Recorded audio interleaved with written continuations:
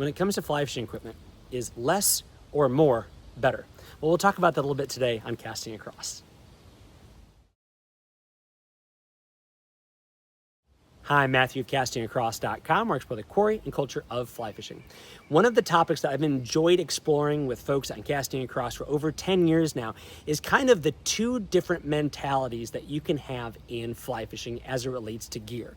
One is you have the bare minimum and you become proficient with it so that you can use that small core set of gear in a wide variety of circumstances. The other mentality is that you get anything and everything you need for any possible scenario or circumstance that's out there. That requires a lot of time and probably a lot of disposable income. They both have their virtue. I think they're both a little bit unhelpful at the extreme. On one end, you're going to limit yourself in what you can do. On the other end, you're going to have so much stuff, you're probably not going to use some things over a 10-year period that you've bought for one particular situation. So today, using two pieces of gear, I want to kind of illustrate how there is a happy medium where you need to be proficient with what you have, but it's probably worth having the right thing for some main aspects and major facets of fly fishing. I'm not using a fly rod for this. I'm not even using wading boots, and I'm certainly not using nippers because I've gotten enough comments about nail clippers to last me a lifetime. Today, I'm talking about the humble forceps. Now, why is this? Well, one, forceps may be the most important tool that the fly angler has if he or she is conservation minded and catch and release oriented, because in that moment that you have deep hooked a trout, your forceps are going to be the thing that matters a whole lot more than the name label on your rod or how many flies you have in your pack. And the two pair of forceps or pliers I'm talking about today come from Loon Outdoors. They make great products for the fly tying bench, both materials and equipment, as well as gear and accessories for the water. And these are their Rogue Micro Forceps. They are very, very small, but they're exactly what you need if you're going to be going deep into the mountains, you're chasing small brook trout here in the east or cutthroats out west. They have a good set of jaws for grabbing hold of that fly. They can also clamp down and smash that barb or crush that split shot. They have a pair of scissors, so you don't need that pair of expensive nippers. And they have a little point for cleaning out the eye of your hook in case I was the one that tied your flies. Nice grippy handles, and they are the kind of thing that you can clip to your vest or you can put in your pack, and you're gonna forget that they're there until you need them. That said, there are some drawbacks. You're not gonna be able to get a lot of torque on something like this. It's not gonna be easy to grab a hold of and twist that 1/0 hook that you have in a larger fish. You're also not going to be able to necessarily use this if you have gloves on or if you have much larger fingers than I do, or if you wanna use 2 fingers. Now, they make forceps that are like that. This just isn't going to do that. But these only come in about $20, and have something a little bit smaller, compact, might be precisely what you need if a lot of your fishing is in those situations. On the other end of the spectrum, also from Loon Outdoors, is the Apex HD plier.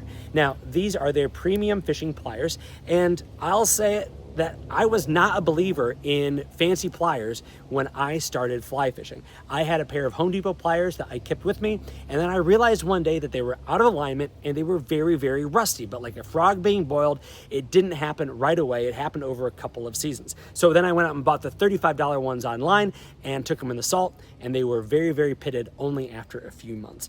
That's not the case with these HD pliers from Loon Outdoors. They are anodized, they have stainless steel jaws, they have a tungsten carbide clipper, so you really get anything and everything you need. You can cut all sorts of leaders, whether it be mono, fluoro, you can cut your Dacron, you can cut fly line, you can even cut your wire leaders with these. And they're replaceable, as are the jaws of the pliers, which are great for grabbing a hold of those big saltwater hooks or the big hooks that you're going to have deep in the mouth of a fish that may also have teeth. Very, very ergonomic. They have the retainer because you don't want to lose your expensive pliers. I will keep them on my belt if I am wading shallow or if I am just casting into the surf. They're going to go in my pack if I'm wading deep, but usually I will have these on the gunwale of my canoe so I can grab them and get hooks out in a very efficient and effective way without having them on my person. But they're not going to give you the same kind of precision that something like this is. This isn't necessarily the kind of pliers I would bring if I'm just going to be fishing for trout. This is going to be more for warm water or for salt water, or if I know I'm going to be using bigger streamers for bigger trout. Maybe at nighttime, I'm going to have these with me if I'm fishing mice or large streamers. So what's the point?